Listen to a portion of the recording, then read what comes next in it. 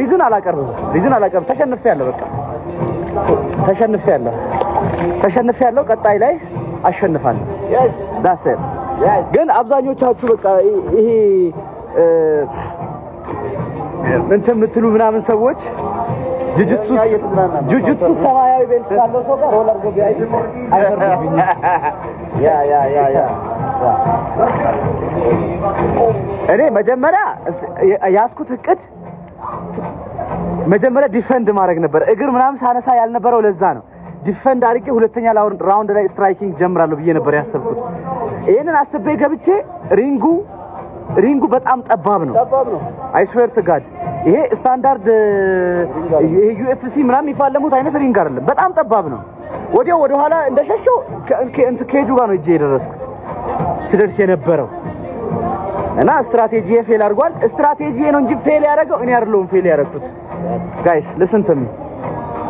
I'm good I'm enjoying life is all about learning guys ህይወት ሁሌ መማር ነው መሞከር ነው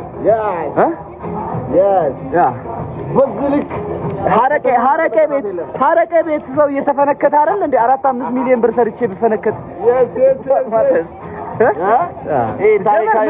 ምንም የሆንኩት ነገር የለም ታሪክ እየተሰራ ነው ዳኛ ነው ታሪክ እየተሰራ ነው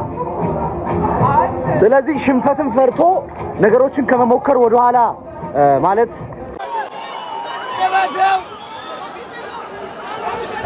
ጀግና